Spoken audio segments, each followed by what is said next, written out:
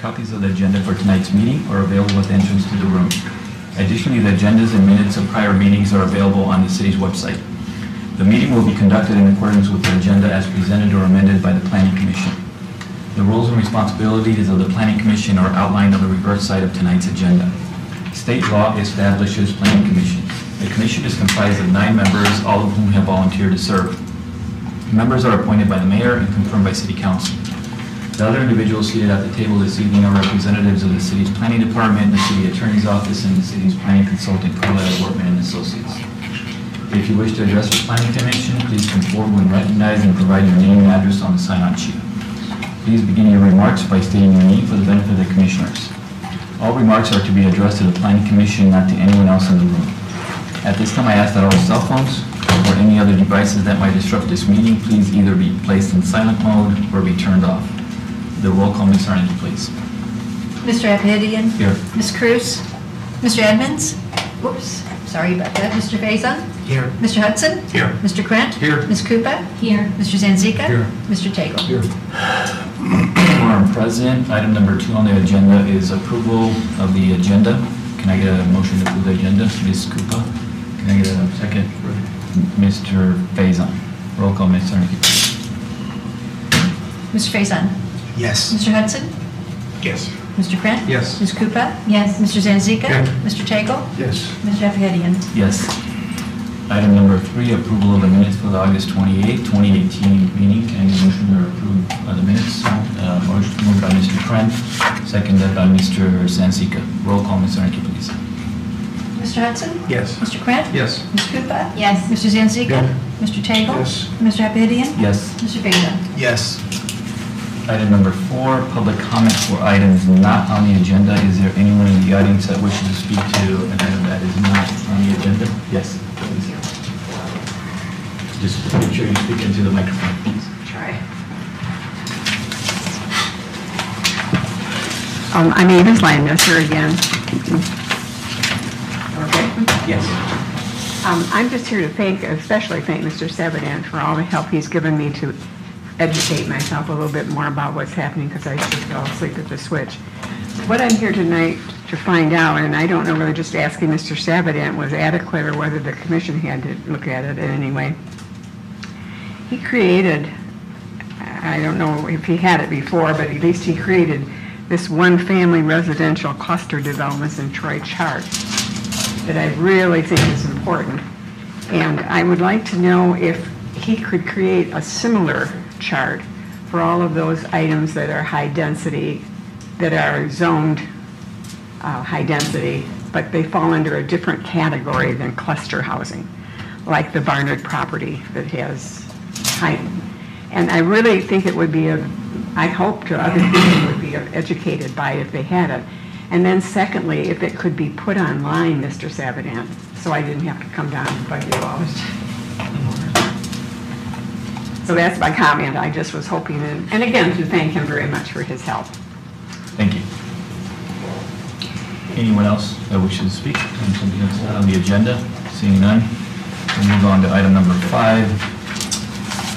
We have a study item tonight, study item conditional rezoning and preliminary site plan review, file numbers CRJP LN 2018-002, proposed Sylvanwood Court condominium, west side of Rochester, north side of Sylvanwood, section 10, from R1C 1 family residential district to RT1 family attached residential district. Mr. Carla. Thank you and good evening. Before I give a very brief presentation today with regards to the project, I want to note that this is a concept meeting, concept discussion only. The application has not had a full review, technical review by the city, and neighbors were not notified, and they will be notified when this comes back with a formal application. So I just want to lay that out to start the presentation. Just to jump in real quick, so the public hearing hasn't been scheduled, so the neighbors have not been notified via mail, and there's not been a notice in the paper. However, I believe there's a sign on the property, and this item has been on the portal for a couple of months, so it's not, we're not in a vacuum here. Thank you. The site is located at 5395 Rochester Road. It's located on the west side of Rochester between Square Lake and Long Lake. If you'll notice, adjacent just south of the Sylvan Glen Golf Course. It's located in this location. The applicant is requesting a conditional rezoning from R1C single family to one family attached RT. In terms of context, Sylvanwood is a paved street. It is approximately 22 feet in width, and it approximately has 53 plus or minus houses at front on it. It has the same features and dimensions that we had considered with the Troy West cluster, which was on Webb, where they had the narrow streets and they had no sidewalks. So similar conditions on this road as the context of that road. In regards to zoning, it's surrounded to the north by community facility, and to the south, west, and east, all with R1C zoning. Again, this is single-family residential to the south and to the west. The development includes 3 parcels, in total about 1.2 acres. The applicant, 2 of the parcels are vacant, and 1 parcel has a home on it, which you can kind of see, kind of hidden in those trees, that will be removed as part of the project. The applicant is proposing to consolidate all these 3 sites into one developable site. The applicant is proposing to do 10 multifamily units within 3 buildings on the site. There is a proposed 3-unit building in this location, 3-unit building in this location, and 4-unit building location in the back. Just for reference, this is Rochester Road to the right and Sylvanwood to the south. Internal off Sylvanwood is where the access is going to be. It's going to be served by an internal driveway with kind of a drive court and then individual garage access to each of the particular units. In addition, the applicant is proposing there's a very dense evergreen screen along Rochester Road that the applicant is proposing to maintain as part of the development. There is a stormwater pond located in the southeast corner of the site, and there is a bioswale system running throughout the site to serve that detention facility. When we look at rezoning, we need to consider what can be done by right versus what can be done as part of the conditional rezoning.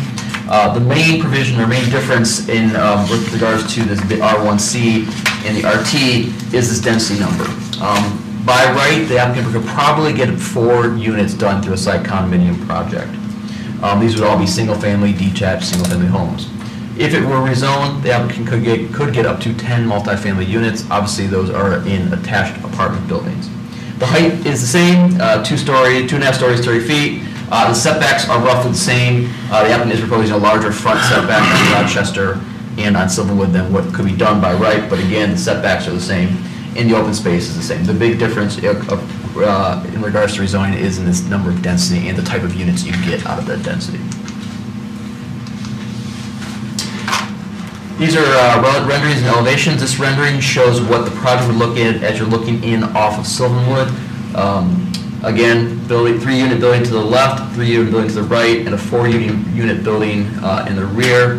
The applicant proposes to screen with heavy dense landscaping here in the front. This is very similar to the Bradley Square project that the Planning Commission approved approximately a year and a half ago. So the applicant tried to model kind of the same design as that proposed development.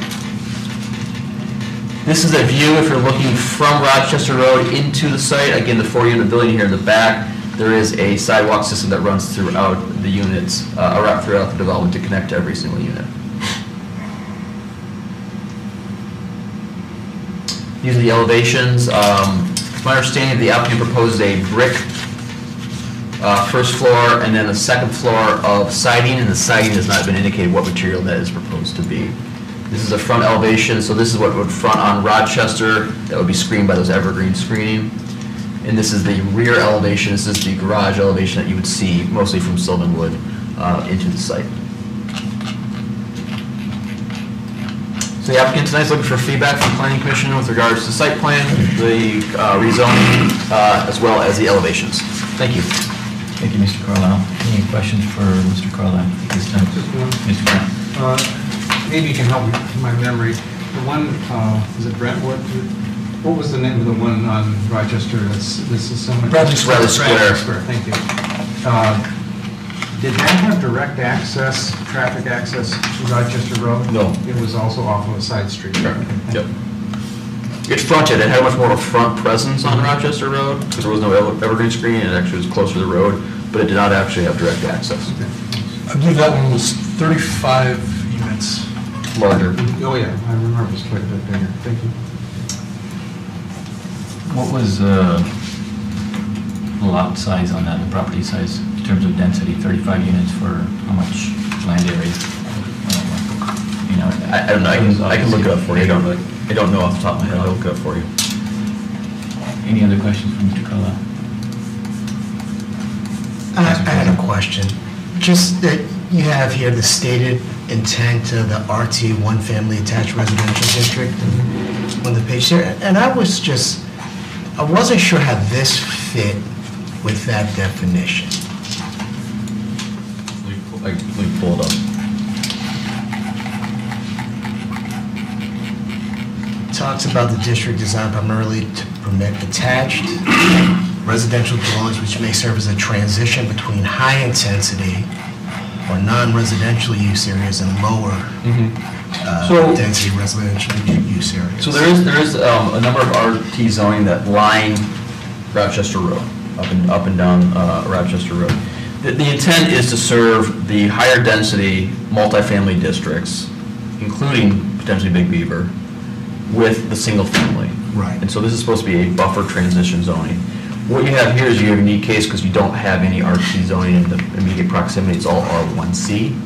And so that's the question for the Planning Commission tonight, does it support the conditional rezoning to a higher, not a high density multifamily district, Understood. but a higher density than the R1C? And is it an appropriate transition between Rochester Road and the single family? Now, the applicant will tell you is that it's not likely that you're going to get 4 single family homes that are in this location that are fronting or just right off Rochester Road. It's a better transition from the density of Rochester Road into the single family neighborhood.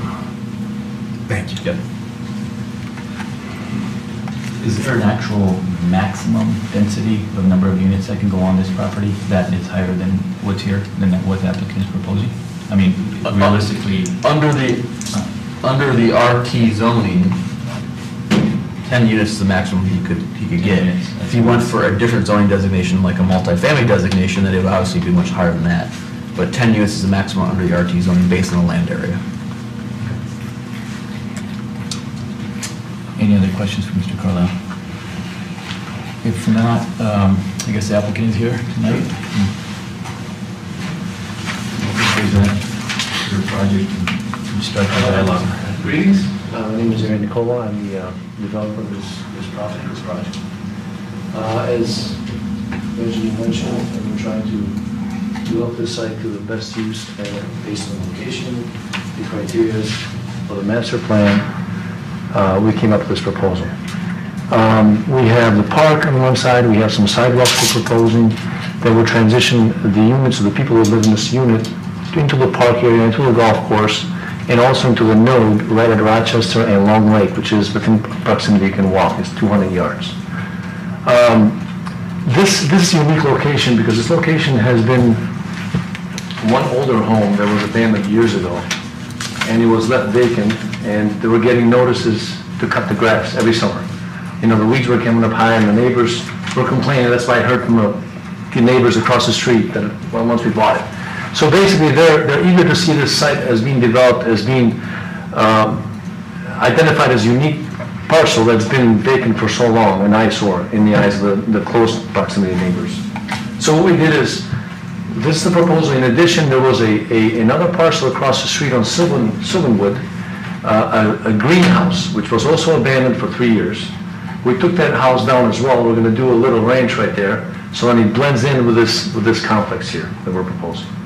So we're trying to enhance, or let's say put some lipstick in this area basically, by doing this little development. If you have any questions, I'm here to listen to ideas, suggestions. So Mr. Stenzi. I'm just curious, have you met with the neighbors? You say you met with a few of them. absolutely. I met with the neighbor to the north, an older couple, very nice people. I met with the neighbors across the street, right across the street. Actually, one of the houses just sold. They have a huge indoor pool. The guy was a scuba diver instructor. He just sold it. I met with a new guy, and he's very happy to have us there and have this development. I showed him what we're doing. So yeah, we met with a few of them. said you met with someone to the north? Yeah, we met the lot right next door, right next door to the north. To the west. To the west, I'm sorry, no. Okay, because I'm assuming it's a park. I'm sorry, I apologize. A tent in the park? I'm sorry, I apologize. I'm sorry. I apologize. That's okay. Yeah, my concern, my main concern is traffic. You're adding, you said is it 9 or 12, 10? No, only 10, only 10. Only 10, only 10. okay. 10 more vehicles coming out right at the intersection for all of these families along Sylvanwood to get out. Plus that other subdivision to the west that's connected, do they get out on? No, they have multiple, this is not a dead-end street, this I continues. understand, but I'm saying you've got the other subdivision to the west of Sylvanwood that connects. They connect to Sylvanwood as well as to the street on the south of Sylvanwood, so they have multiple accesses, yes. Okay. Yes. And I realize that this is real preliminary and there's no traffic studies yet, but just from your own observations, did you look in the morning to see what kind of traffic's coming out of that street? I've gone there during the school bus hours. Okay. And it's normal, it's not a heavy traffic area, in my opinion. I've seen even the school bus does not stop at that intersection, goes inside of Sylvanwood down all the way up to pick up the kids, not at that intersection. Not at the intersection? No. Well, you wouldn't want to have a bus stopping there? Well, I mean, I was looking to see if there's going to be a lot of kids in the corner, just to see, do you want to make the sidewalk bigger, have some kind of maybe stooling or something, we're thinking, trying to make it more accommodating, if there was a higher walk traffic area. But Mr. Chairman, I'll have OHM look at this. Sure. The impact of 10 units. A question for Mr. Carlisle. On the north end, I know that those properties are actually fenced. Does this development actually require that fence remain or a different fence be incorporated in this development? If there's a chain link fence? Yeah, there would be required to be the required landscape screening along these two property lines. A fence, if it's a chain link fence, does not meet the screening requirement, so it would have to either be replaced with a solid fence, a wall, and or landscaping. It's at the discretion of the planning commission in terms of what alternatives use. I'm not sure if the fence actually is. There's a fence there, indeed, and we would like to keep it and add the landscaping around it. So then you would have the luxury to look at the park. You don't have a wall or any buffer. The fence can stay, and we'll put additional landscape. So would the applicant be required, would they have the option to actually keep that if it's a chain link fence? Or like you mentioned earlier, they have to actually remove it and add a different kind of buffer? I'm not sure whose fence it is. I'm not sure if it's the golf course's fence or the applicant's fence. But yes, if he can keep the fence and put landscape screening, that would count towards the screen requirement, yes. If it's not his fence, he doesn't have the right to take it out. Any other questions for the applicant, Mr. Grant? You were talking about the properties to the south of the one we're talking about today, across the street? Yes. So 5383 is the parcel that we own. That's the older greenhouse that we just demoed, and we're going to put a nice ranch right on the corner. Okay. On the south, right there, southwest corner of the intersection, right? Yeah, that's the one that we own. And then we talked to the neighbor right west of it, and the neighbor right west of that. So those two neighbors right there. And also the neighbor at 90, what is it, I can't read that, 945, which is the lot to the west. My vision. So and also we know a couple other neighbors down the street, not in the immediate vicinity, they're maybe 300 feet or 400 feet, they're like the 6th or 7th house. We've known them because we built for those families in other areas in Troy, new homes, and they know who we are. We've been in the business for 22 years, so. Thank you. Yep. Mr. Sinzik. I just a comment. I mean, I'm not an architect, and I'm not one to comment on aesthetics, but it just seems like it's a little vanilla as far as the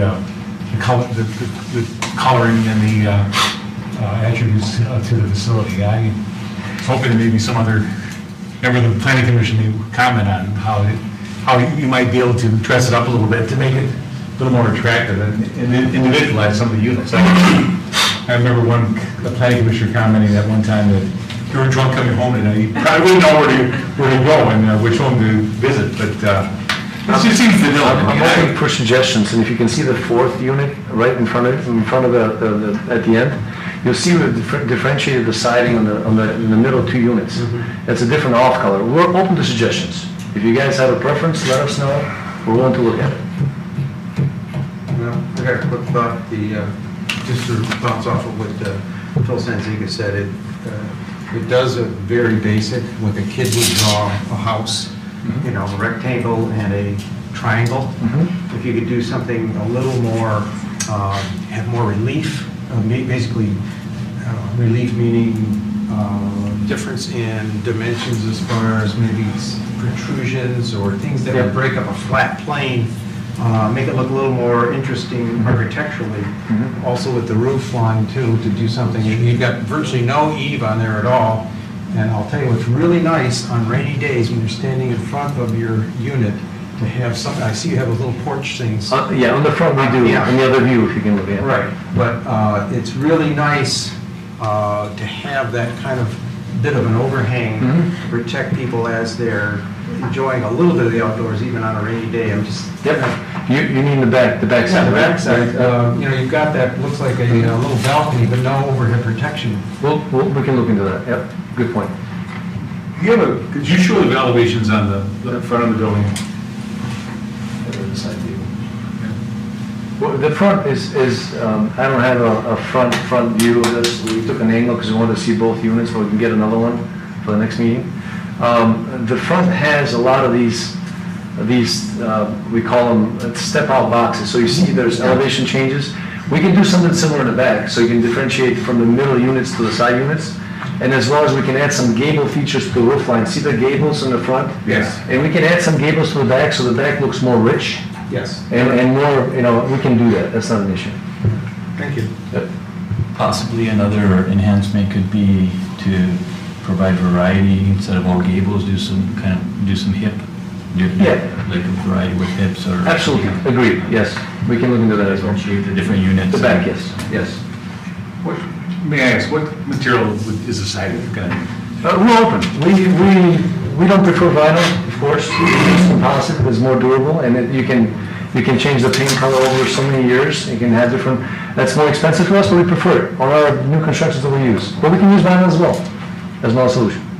So we go with composite usually, so then we can paint it however we want to, to match the colors that we agree in this meeting to go with. Yeah. So Bradley has it in vinyl. Bradley Square across the street. We can do either or. Across the street, so basically on the east side of Rochester, south of Long Lake, so it's quarter mile, half a mile away. Right. Did you construct the Bradley group or not? No, but we studied the development quite well because we want to differentiate. We want to follow something that has been already established, and we try to follow some of the guidelines, some fundamentals. Mr. Hudson. Ben, excuse me, could you go back the slide where it shows the lots? Keep going, right there. I'm kind of torn. I think this project, if you take a look at the surroundings from the node at, I guess at Square Lake in Rochester, you've got a large complex on the corner over of housing. We've got the golf course, and we've got, I forget the name of the restaurant there. But I think it might fit in. However, I'm musing that if we allow this project to go in there in a conditional rezoning, we are changing the concept of the zoning there. But I'm looking at lots such as 937 and 945, which are rather large yachts. And I'm thinking, maybe sometime in the future, some developer might buy those two lots and come before us looking for a rezoning also, for some apartments or something of that nature. And I hate to break up a neighborhood by erosion, and this is in the future, and nobody's ever mentioned they're going to do that, but it's a possibility. That just gives me some pause.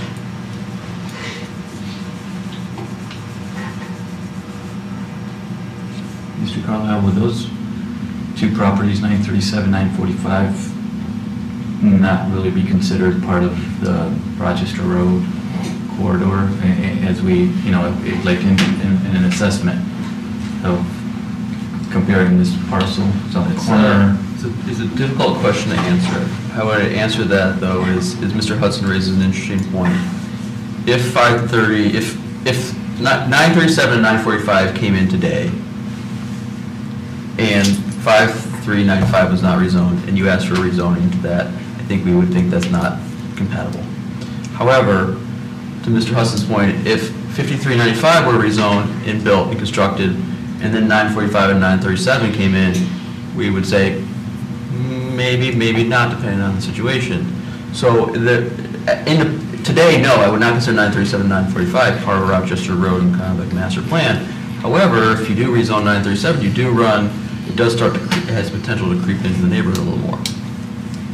So then the question comes up again, how far in do you go as in creating a buffer? Like where does that buffer, is that something similar we ran in Big Beaver with a different project? Where do you create that delineation of that buffer zone or transitioning? The master plan typically contemplates one parcel, the parcel that fronts on Rochester as part of the master plan for Rochester Road.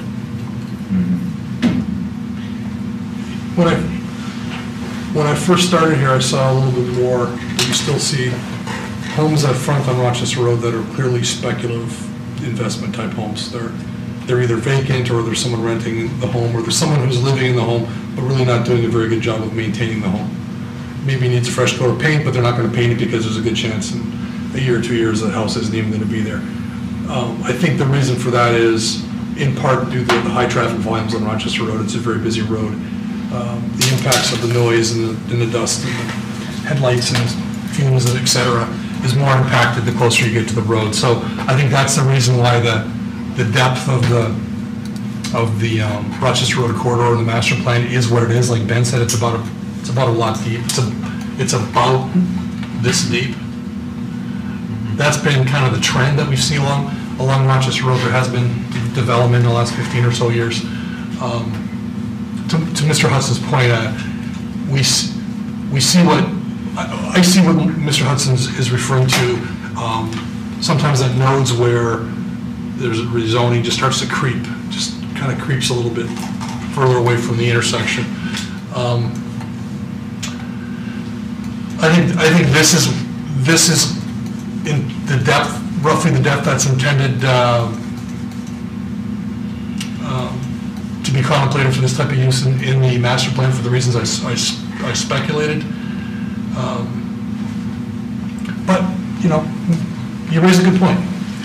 Yeah, I really think, except for that observation of perhaps you call it zone creep, I think that's probably a pretty good fit for that piece of property. I'm not sure anybody, if it was a single-family home, would really want to buy it, being on Rochester Road with all that traffic. It's a nice little piece in there, but sometimes that piece does permit a little creep in the future if it came to it. That's my only concern, and I just raised it as a thought. May the width of this parcel as proposed is very similar to Bradley, as well as another development north of Squirrel Lake on the west side of Rochester, same zoning lot piece, the width. So it goes with what the director said, that we're maintaining the width. Now, I want to add another comment regarding the traffic. 5383 said vacant for 3 years. A greenhouse, an ugly eyesore. The bank could not sell it. We bought it for the reasons because of this development. We want to enhance the area, build a range so people can live in it, even though it's high density. So we're going to invest a lot of money in that corner. Same thing with this house on 5385 we're proposing. He said vacant for 8-9 years. Because you don't find buyers to buy it and build one single home in that corner. All that traffic. So very difficult to sell. Very difficult to find someone that wants to be in that corner. Well, would you consider putting a condition of rezoning in that parcel too? No, it doesn't fit the criteria. I mean, the 5383. We would, but it doesn't. Too small? We would consider it if the planning commission is. I'm not suggesting you do that. I'm just saying if you're talking about creep in the position, in the depth, that could potentially be the same as this parcel. It's not as big, it's not, It's more unit in there. you can't fit it, you gotta have the road, you gotta have everything in there, you gotta have the green space, you can't fit it, it doesn't. Just kind of piggybacking on that, Mr. Salvador, can you have a multifamily unit on a parcel without a road, with just direct access to the public road? Yeah, You can? you could, if it had access. So if you had sufficient access, you don't need to actually... This is not technically really a road, this is a Right, this is a okay. drive. Right, the drive, okay. So that's not even a private road, that's just a private property... Driveway. Driveway to those units. Yeah. Mr. Tagle? Is there any requirement between this parcel and the adjacent single-family residential as far as screening on the property line? What is it? It's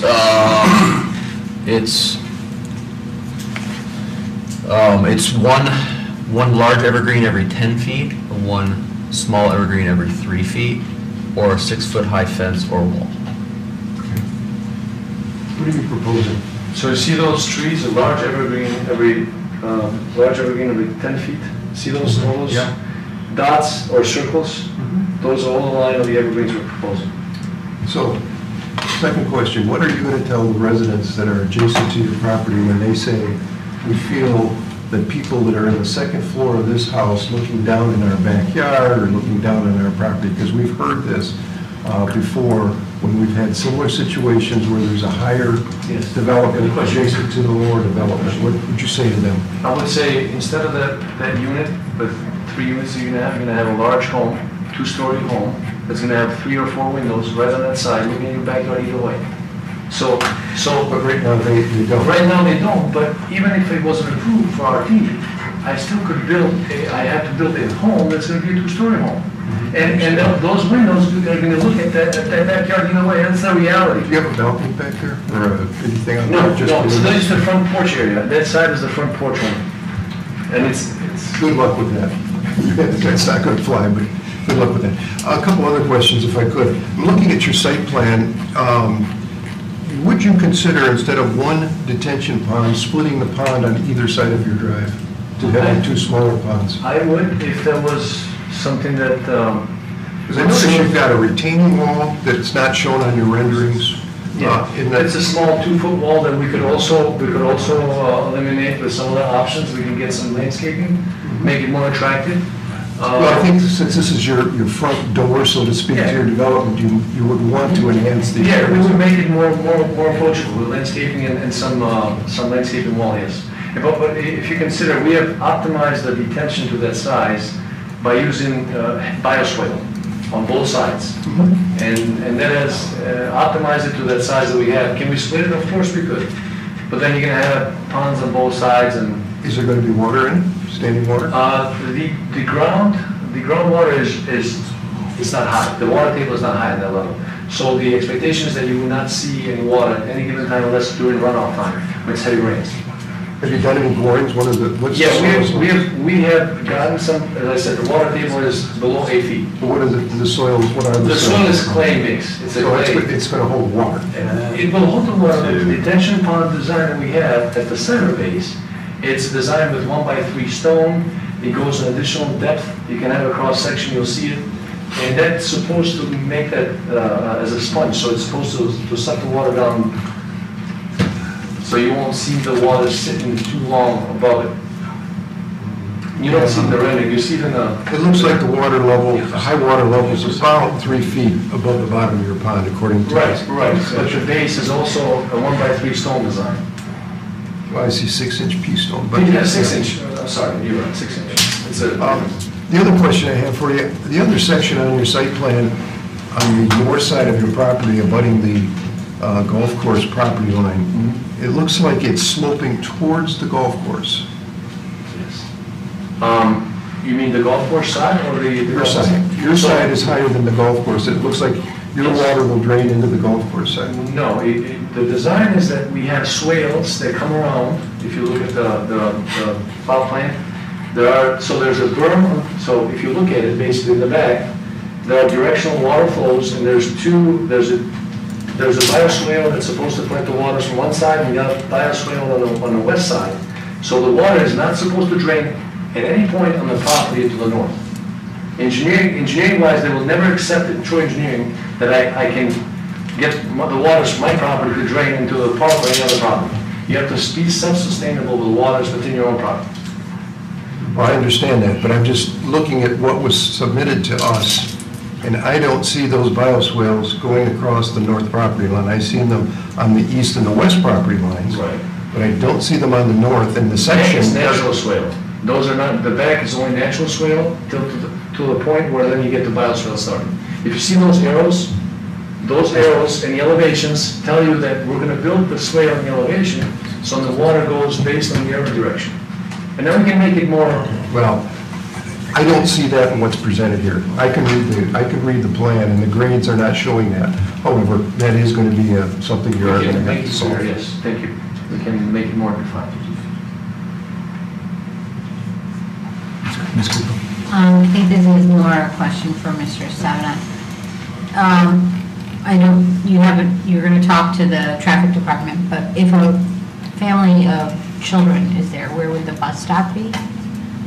I have no idea. That's a determination made by the school district. I just see this being a problem situation, because there's 10 houses that could potentially have children, and that narrow street, Sylvanwood, and if, like, obviously I don't think the bus would go into that complex, and you have a bunch of kids waiting there, just, my concern. Well, he was going to ask OHM to do a traffic study, so am I asking the question? So, Mr. Sutherland, can you go back to that aerial photo, please? Yeah, right there. That one right there. So, Sylvanwood does not have sidewalks. So this development will get a sidewalk all the way to the most westerly property line, is that correct? So it'll be one of those developments where you have a sidewalk going to nowhere. Correct. Correct. Okay.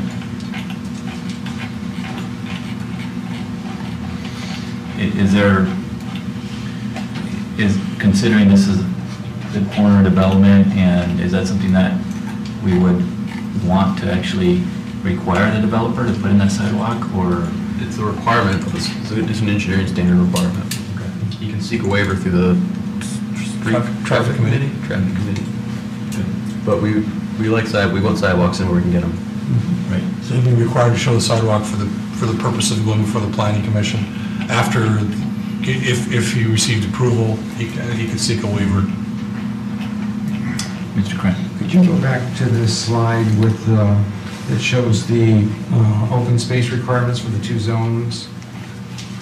One is 12% and one 12.5 open space. Okay, so proposed open space is considerably less now. That actually is misleading. It's really a lot coverage. Oh, I'm sorry, lot coverage. So okay. 30% up to 30% for both. He's only proposing 12.5 for his site. Okay, so there's more open space per... I'm sorry? There would be more open space with the new zoning? As proposed, he's not exceeding what he could do at 30% if it was single family, R1C. Is there, I didn't see, but is there, does it show on the drawings, or is there a calculation of how much open space there is percentage-wise? We didn't do a technical review of it, so we didn't get into that detail yet. Yeah. But he's required to have 20% open space, 20% landscaping space. I can tell you, looking at the site plan, he has at least 20% open space. So just another thought to what Ms. Cooper brought up, the concerns for the kids.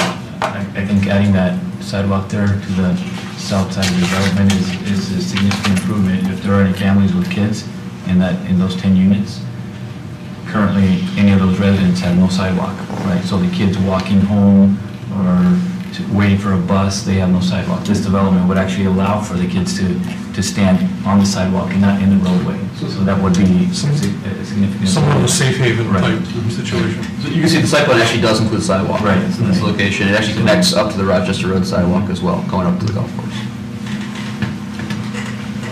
it connects to the entire network of sidewalks in the development. And then it connects, yeah, and then it connects here internally as well. I don't know if it- Yeah, it connects here. And then, you know, the sidewalk goes all the way around.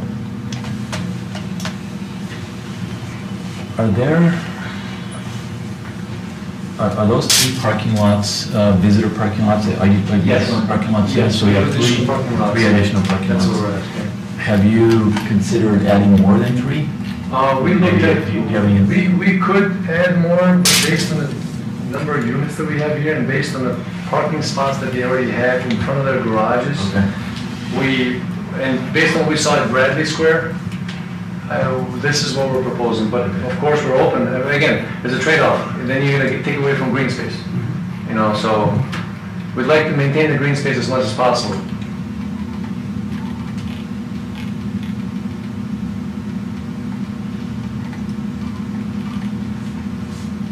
I'm just thinking from a marketability perspective, to have sufficient visitor parking spaces, you know, I don't know how.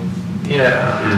The 3 you have on there, is that just because you can only fit 3 to minimize the impact in green space, or is that just? We could fit more, as I said, based on what you want to keep in green space. We can add more parking spots where the 2-3 unit buildings end, where the T is. We could add more, maybe 4 more over there on each side, 2 on each side. But then again, taking away from a green space, and as we said, we did the studies on the neighbor adjacent, or the nearby RTs, and that's what we saw, based on the number of units they had, and the additional parking spots they had, and they had no issue with marketing or selling the units. Any other feedback for the developer? Or questions to Mr. Cranton? Just a quick thought. Do you know if this is a bused area or it's a walking area to school? In other words, I didn't look at the overall map to see, within, if the school is located, the elementary and middle school are located within that square mile, there's no bus. Do you know, is there bus service for this property? I have not inquired on that. Okay. I have not. That would be one thing I'd like to find out, if it's a bused area or not. We can ask. As I said, we've been out there a few days now, and I haven't seen a school bus or any kids in that corner waiting for a school bus. This was like kids waiting out of school. So in the square mile on Forsyth, there's no sidewalk. The kids on that street always got bused. Really, they're doing that now. It used to be within the square mile. Years ago, when my son was attending elementary and middle school, They've changed this, my kids didn't, because they got a bus now. Yeah, it'd be interesting to find out if there's busing in on that street or not. yeah, we can ask it. And the other thing, if I may mention, when there are, because this is a narrow residential street, it's only 22 feet wide. I live in a subdivision that has similar 20-foot wide streets. When there's a party on a Sunday afternoon, they literally line almost like 3, 4, 5 houses. The street is just lined with cars. Right. So I would see that happening, you know, if one of these people had a party, you'd have maybe 10, 15 cars, and they're gonna line the street. It's automatic, that's what happens. You know what else is gonna happen? Traffic's gonna drive slower because of the cars parked on the street. Hopefully. Theoretically. Yes. I believe Sylvanwood does allow for on-street parking. On both sides. Yeah, I think on both sides. Well, it's gonna make it impassable for us on both sides. On streets, that way. Yeah, I understand. Okay. Any other feedback, comments for the applicant at this time? What was that, good feedback? Was that Very good, sufficient? we appreciate it, yes. We'll try to incorporate those changes in. Okay. Okay, thank you. Back to the table, Mr. Carlos. This at this point. No, I think this is based on what the applicant just said. You got good feedback, and we can expect to see this again soon. Okay, the next step would probably be a public hearing. I believe the applicant's attorney's been in contact with our attorney to begin work on the conditional rezoning agreement. Yes. Mr. Nusha and I have spoken about that. And I think we'll move on to the next item on the agenda. Item number 6, public comment for items on the current agenda. Is there anyone in the audience that wishes to speak to an item on the current agenda? Seeing none, we'll move to item number 7, planning commission comments. I guess we'll start with Mr. Faison tonight. Nothing for me tonight. Mr. Taylor. No, thank you. Ms. Cooper. Mr. Sanzik. I'm just curious if you had any feedback on the Holiday Inn parcel that I from the developer. I was sort of surprised it wasn't on this agenda, but I guess, you know, it was just more than what you could do in 2 weeks, but you expect it to come back shortly, or? I do. He emailed us a preliminary sketch to look at a couple days, yesterday? Yesterday. Yesterday? Yeah. We didn't have a complete packet to move forward with, but he was asking for our preliminary feedback on it. We provided it. So we can anticipate something coming back before us probably within a month. Maybe a month and a half. Anything to do with that parcel that Miniachi was working on off of Liver Road? You mentioned Behind the Wendy's? No, the one on the school property, Ottawa? where the school bus yard is. We just got a revised application for that. I think we got it Friday afternoon, so we'll review it and we'll get on the next available agenda, probably not the next one, but the one after that. We're still waiting for parking, for traffic and parking though. Thank you. No comment? Ms. Zarnicki? Nothing. Mr. Hudson? Nothing, thank you. Mr. Ursulou? Reminder, Michigan Association of Planning National Conference is coming up next Thursday. And there are 4 planning. Raise your hands if you're going to the conference. As well as Ms. Cruz, so it's 6 planning commission members. Wow, that's great. Jackie's going and I'm going. We're giving, so Jackie's got to learn on her feet. I thought the best way to get her to learn on her feet was to do the citizen planner.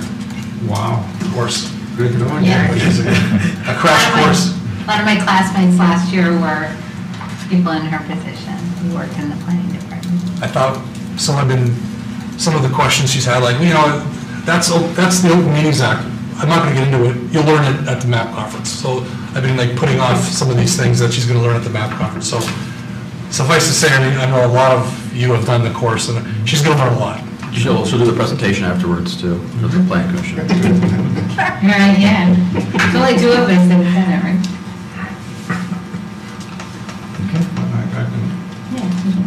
Oh, okay, I left, yes. Did you? Did you take the course? Yeah, I did, thank you. But they didn't do the presentation. No. Okay, next. I don't have any comments either, so then we are adjourned at 7:51. Thank you.